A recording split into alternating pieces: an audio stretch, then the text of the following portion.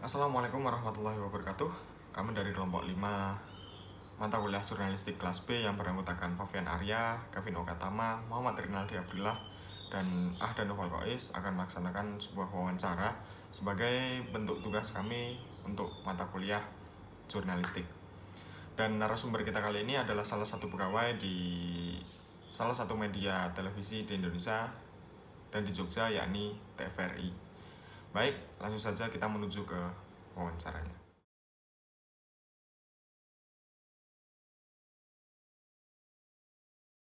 Kalau kita berbicara TVRI, khususnya TVRI Jogja dalam perkembangan teknologi saat ini, sebagai media penyiaran TVRI juga masih terus eksis.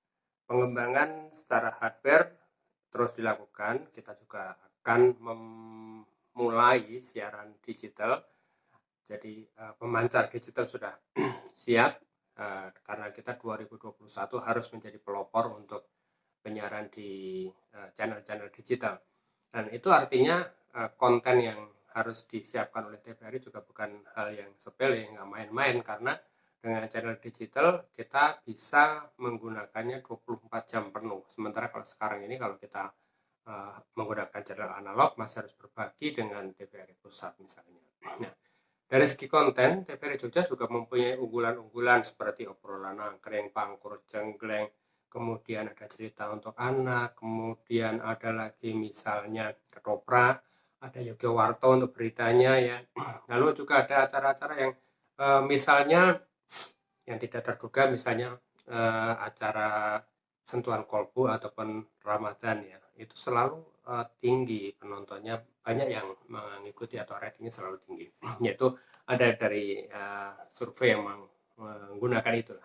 Tapi menurut saya survei mungkin tidak terlalu valid karena segmentasi TVRI Jogja khususnya itu tetap majemuk. Sebagian besar tinggal di pedesaan dan bukan hanya di Jogja karena cakupan wilayah siaran kita kalau ke timur sampai di sebagian Madiun, Karanganyar, sampai di Purwodadi, Blora, kalau ke utara di Magelang, Temanggung, barat sampai di Purworejo. Jadi nggak cuma Jogja. Nah, kalau perkembangan dari segi penyiarannya, kalau nanti kita mengacu kepada saluran digital, ya tentu saja TVRI sudah siap. Itu dari satu aspek hardware-nya. Kemudian kalau dari aspek soft skill-nya, saya kira nggak ada keraguan kalau untuk TVRI Jogja produksi juga jalan terus, produksinya juga bagus-bagus. Kita juga sering ikut lomba, kita juga sering menang di acara-acara yang dilombakan, dokumenter misalnya, banyak karya-karya yang bagus. Ya. Jadi untuk perkembangan penyiaran kita nggak tinggal diam. Kita bahkan harus leading khususnya untuk siaran di digital.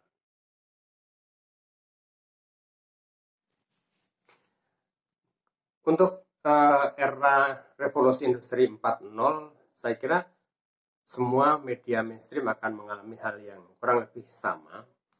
Ya, sebagai media penyiaran kalau kita hanya sekedar menyiarkan materi yang sudah ada, maka memang semuanya bisa diotomatisasi, masukin timeline, playlist, selesai. Tapi kan untuk media seperti TVRI nggak bisa melakukan hal itu. Pasti tetap harus ada misi kepublikannya, yang artinya hal-hal yang sifatnya kegiatan-kegiatan publik tetap harus kita angkat, tetap harus kita produksi. Jadi otomatisasi pada lini akhir ketika menggunakan media atau peralatan untuk penyiarannya, iya bisa. Sampai sekarang pun kita juga sudah menggunakan playlist, tidak semuanya ditangani secara manual. Artinya semua materi-materi yang sudah siap kita tayangkan sudah dengan playlist otomatis. Nah itu sudah terjadi. Tapi untuk produksi saya kira nggak mungkin. Proses kreatif tetap harus melibatkan manusia. Tetap harus melibatkan insan-insan kreatif dengan beragam profesinya. Nah kalau kita bertanya tentang persiapan bagaimana media seperti TVRI ya menghadapi tantangan ke depan, saya pikir yang paling penting adalah semua insan yang bernaung atau yang berkiprah di dalamnya harus paham betul bagaimana media seperti televisi nanti. Saat ini ya kita bukan lagi satu-satunya media yang bisa menampilkan audiovisual. Ada channel-channel yang sifatnya sebenarnya juga sangat private tapi bisa diakses dengan leluasa seperti YouTube ya, dan mungkin juga TikTok semacam itu. Itu dampaknya juga akan besar untuk komunikasi media, meskipun sifatnya juga ya bisa dikatakan media massa, tetapi masuk juga dalam kategori berbayar sesungguhnya ya.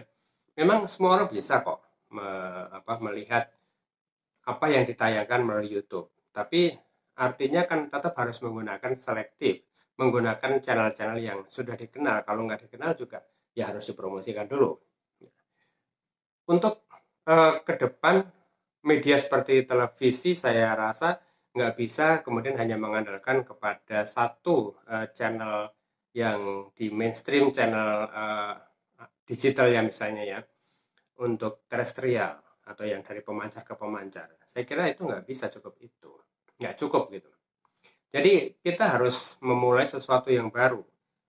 Ya tentu saja TVRI juga mempunyai channel-channel di media sosial, tapi saya kira sampai saat ini belum merupakan tulang punggung. Karena ke depan pun sebenarnya televisi tidak lagi berbasis pada media sosial. Pasti akan berbeda dengan kiprah masyarakat menggunakan media sosial. Televisi mainstream kemungkinan juga tetap akan bermain pada ranah seperti mungkin TV on demand. Jadi sebenarnya apa sih yang diinginkan oleh publik?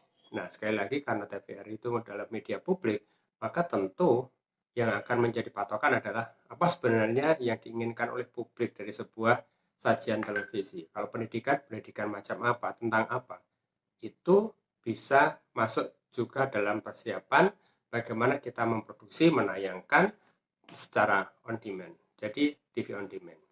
Mungkin cukup sekian yang dapat kami sampaikan. Kurang lebihnya kami mohon maaf. Wassalamualaikum warahmatullahi wabarakatuh.